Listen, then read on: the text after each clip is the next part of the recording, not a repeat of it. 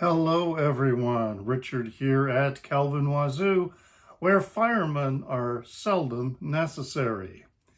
And I am joining or hopping on this thread about banned books. It's the banned books tag, actually. It's not a thread. And all right, no one tagged me, or at least I am unaware of anybody having tagged me, but I'm fairly new to BookTube in this book reading community, so I may not be all that well known.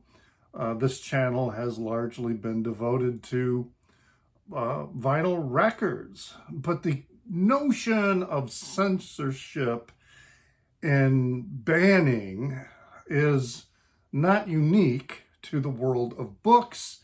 It's all forms of art are threatened by this, including records and music. I mean, you've got Frank Zappa meets the Mothers of Prevention, which is, for most parts, it's a really wild avant-garde electronic jazz fusion mashup kind of thing.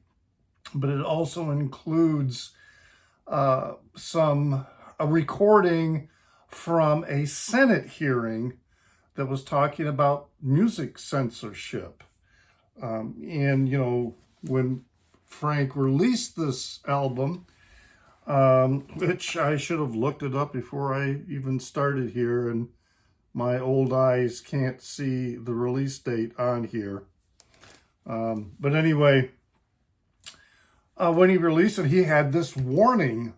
He put this warning on here, and it said that this album contains material which a truly free society would neither fear nor suppress. In some socially retarded areas, religious fanatics and ultra-conservative political organizations violate your First Amendment rights by attempting to censor rock and roll albums.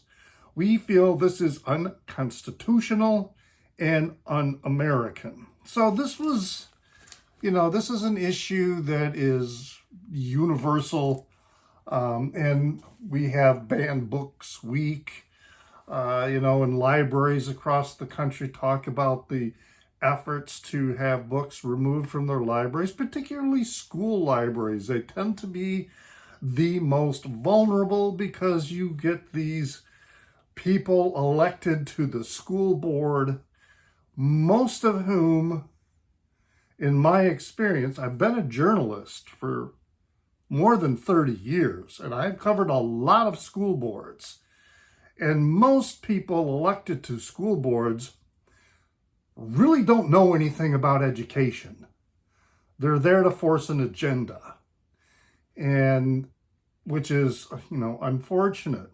And I've been to meetings, covered meetings where book bannings and censorship were at times topics of discussion. So, that's why I kind of wanted to get in on this tag, which was started by Katrina at Ms. Peepers-Reading-Corner.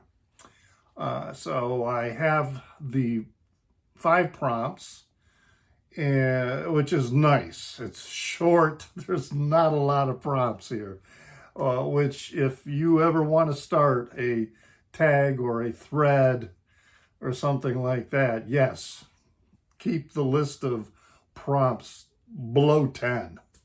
And at 5, this is really, really quite good. So let's get started here. The first one is, do you intentionally read banned books? Why or why not? And, there's 2 ways I'm going to respond to this. One is, well, yes, I do intentionally read banned books, but when I pose or I consider the question from a different direction, am I intentionally reading them because they are banned books?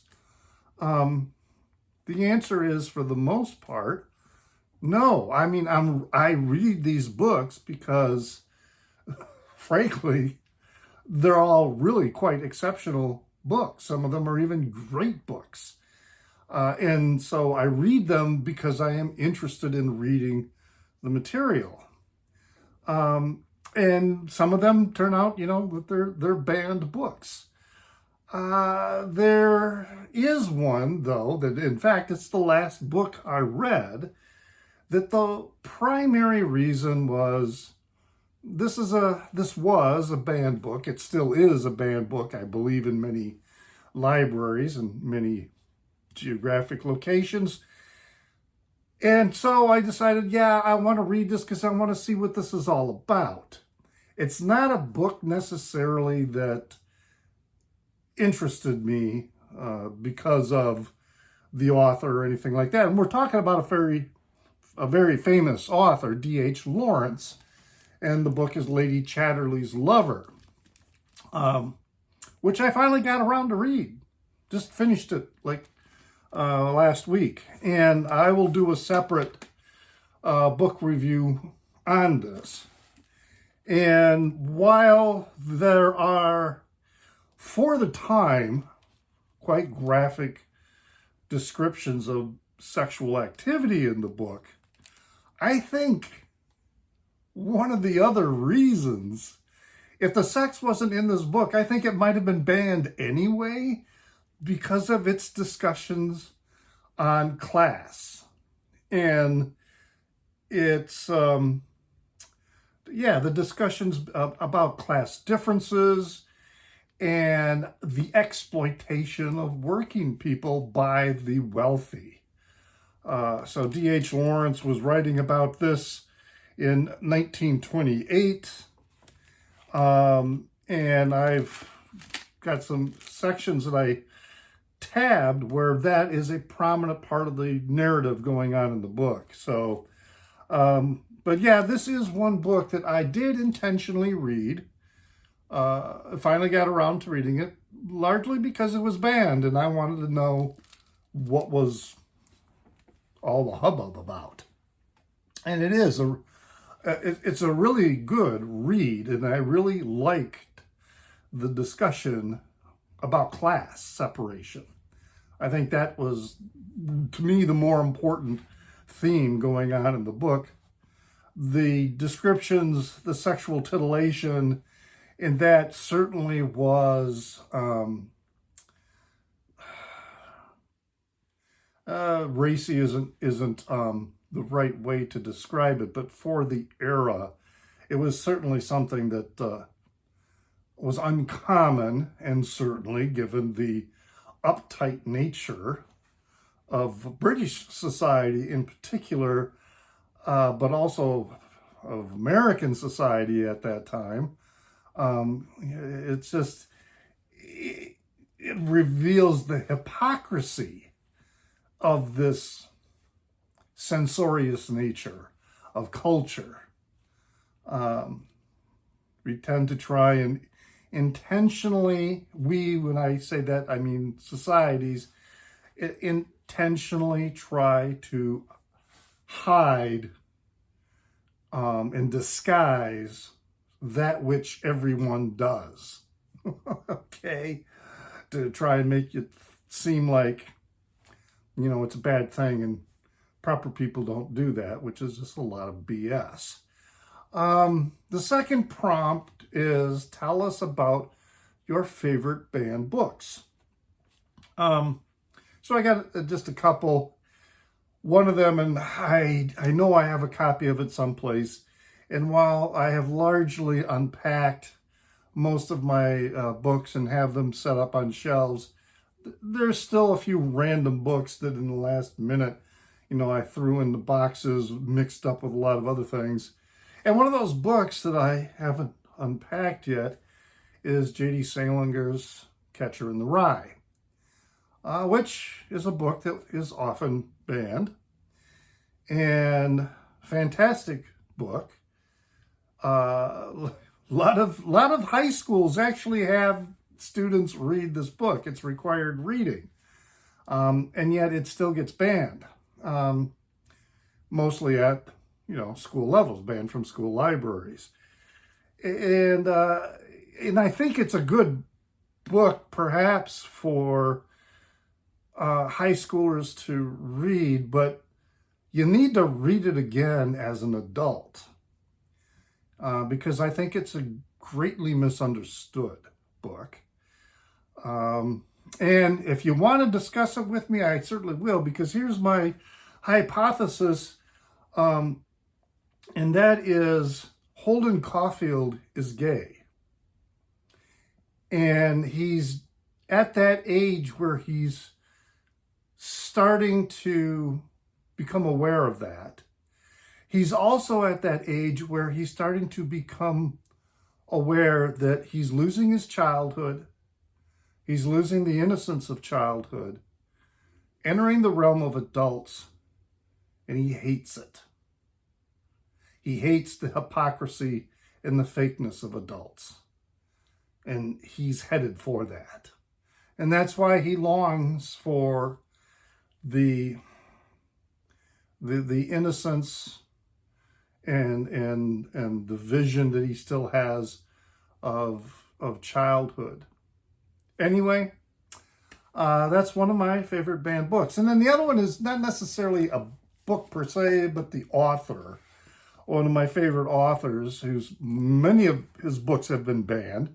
In fact, a lot of his earlier work could only be published in journals in France because you couldn't find them in the United States, and that's the work of William S. Burroughs. And this is the book, The Place of Dead Roads, which is a little more linear in terms of its presentation than a lot of Burroughs' other material. This is a signed copy, first edition, as well, that I have. And William S. Burroughs is, among my favorite authors. And The Place of Dead Roads is an incredible book. It's been many years since I've read it, and I'm going to put it on my to-read list, again, because it is, a lot of his books I'm gonna want to read again. But yeah, so that's some of my favorite, banned books. Share a story about book banning. Okay, well, one of them I've already talked about in a previous video that was posted perhaps, within the last 6 to 8 weeks. And that's in the video 8 Bookish Memories, which was another thread within book 2. And in that video, I talk about my experience with the book A Clockwork Orange, which is, I don't have a copy handy, but it's Anthony Burgess, and I have some other books by Anthony Burgess. And but I read the book, and you can go back and see the video where I go into more detail. But I was reading the book when I was like 12 years old. I was in junior high school, too young to see the movie, which when it was first released was X-rated. But anyway, my mother discovered that I was reading the book, and she was not pleased. And so I go into more detail about that experience in there. And another thing that I was thinking of, there was this, I guess a meme or a post or whatever that was floating around Instagram. And I'm not sure if it's true. I haven't really gone the length to actually verify it. But it's about a young person, perhaps 18, 19 years old, who is running for school board and relaying a story of a woman coming up to him, and I'm presuming it's a him, coming up to him and saying, she wants this book banned. Will you do that if you're elected to the school board? She wants this book removed from the library. And his response was, have you read this book? Because what I want you to do is read it, put in writing the reasons why it is offensive and you think it needs to be banned, and then present that to me, and then I'll consider it. And I'm like, that's just a great response. Every school board member should require that of any person who goes to a school board meeting and requests a book be removed from the library or from the curriculum or be outright banned. They need to have read the book, and they need to have a written description of the offensive passages and why they are offensive, and why the best solution is to remove the book. Because, and I don't necessarily have real data to back this up, but my suspicion is 90% of people who complain about a book or a film or, a record, and they want to have it banned, have never watched the film, they've never listened to the record, they've never read the book, they're completely relying on what somebody else has said. And so they're not even expressing their own opinion.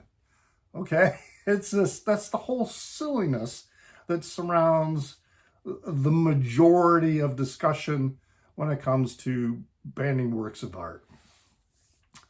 All right, next one is, which book would you memorize to save it from the censors, a la Fahrenheit 451? And, wow, of course there's no restrictions in terms of, your ability to memorize, an entire, massive work or even a short work or whatever. But if you have never read Fahrenheit 451, you should. It's a Ray Bradbury classic, and that's what the book is about. It's about books are banned, and there's this underground society of people who are trying to preserve the books by memorizing them, and the elder people are reciting the books to young people, and the young people are learning to memorize these, to continue passing on the tradition. So when this oppressive regime, if it ever disappears, people will remember these books, and then they can get back into print. The book I'm going to choose it's called the Dhammapada, and it's a collection of sayings in verse form, poetic form, that are ascribed to the Buddha. Now, I'm I consider myself Buddhist, but I'm not a real practicing Buddhist. I'm not a devout Buddhist. I think even much of Buddhism is a lot of mystical hooey, in much the same vein that a lot of other monotheism is just a bunch of mystical hooey.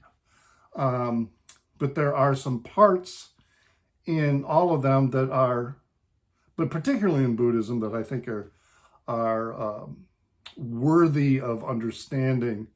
I've even written a book about Buddhism. My Buddha is Pink, which is about very simplistic and irreverent book about Buddhism from a gay man's perspective.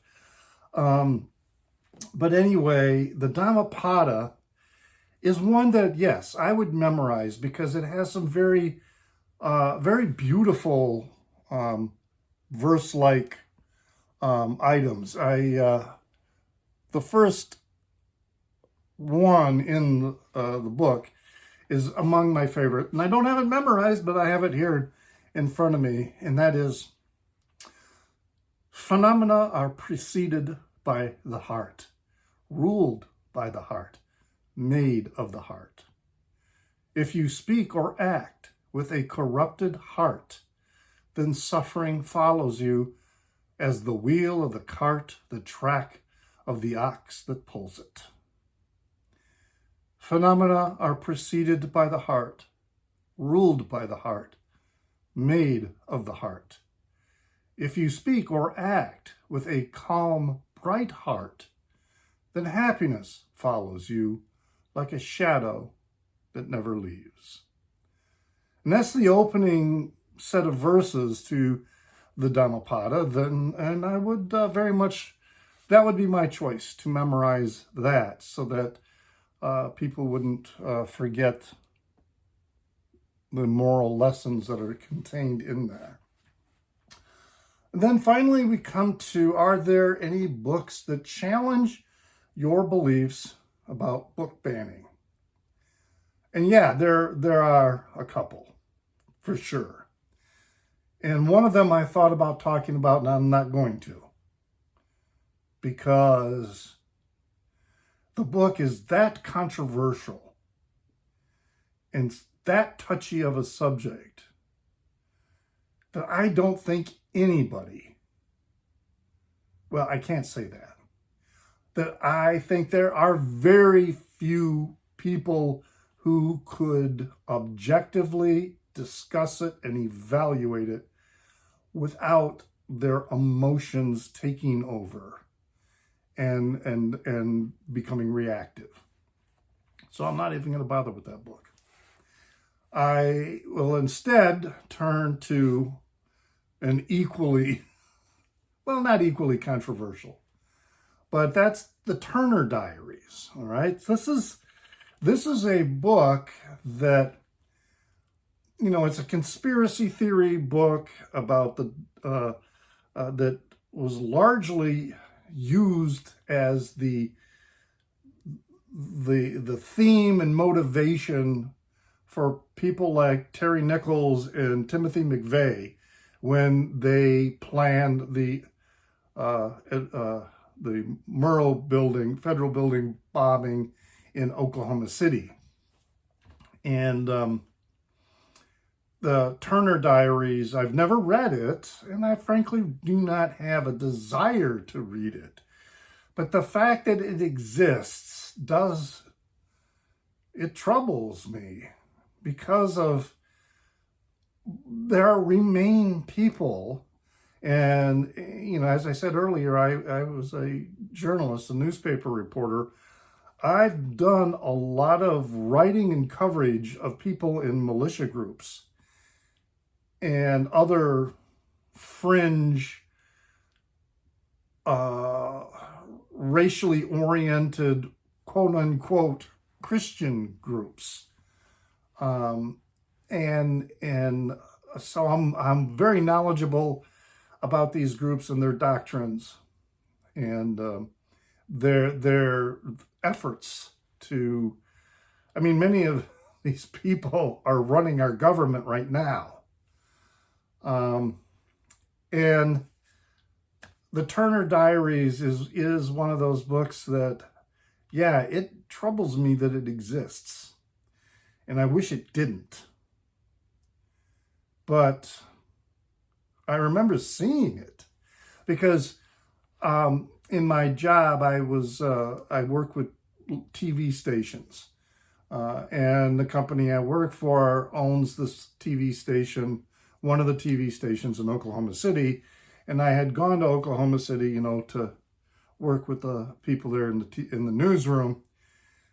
And they happen to have, you know, they have free tickets that they hand out to people who come to visit the station to go to the museum for the to the bombing memorial.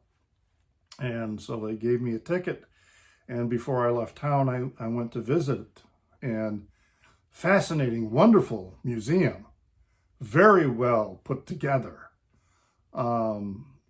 chilling memorial, and the content in the museum is absolutely chilling.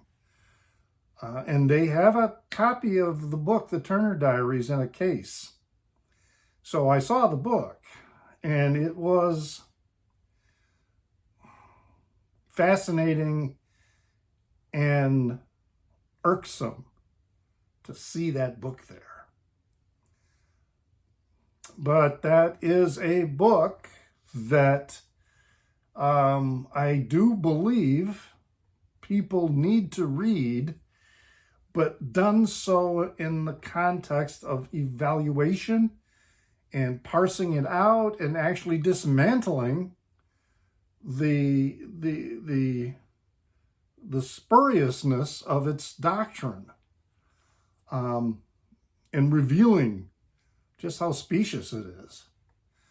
And so, but at the same time, there's a part of me that just like, man, I wish we could just get rid of this book, because it is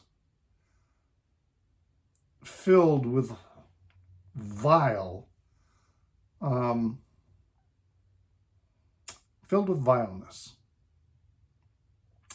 Now, the final prompt is to tag people. As I said at the beginning, I was not tagged for this. I am not going to tag anybody. But if this is your first revelation of knowing about this thread, and you would like to do it as well, hey, jump on board and do it by all means. That's what I did. Nobody tagged me.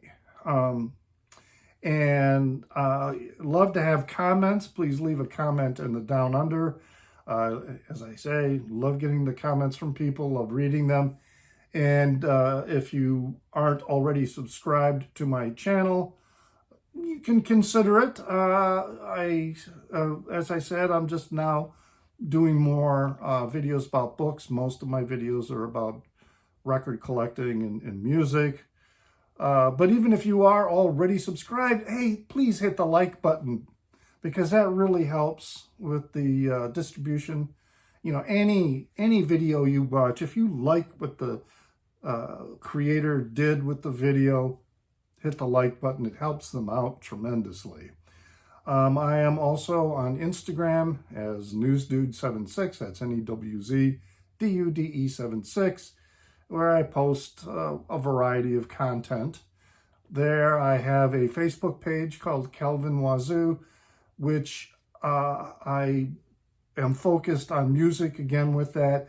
I post my music videos about record collecting there, as well as other music-related videos and articles that I find. And yeah, I hope you enjoyed this. I appreciate your time and willingness to listen to me talk. And remember to pray for the people inside your head, for they won't be there when you're dead.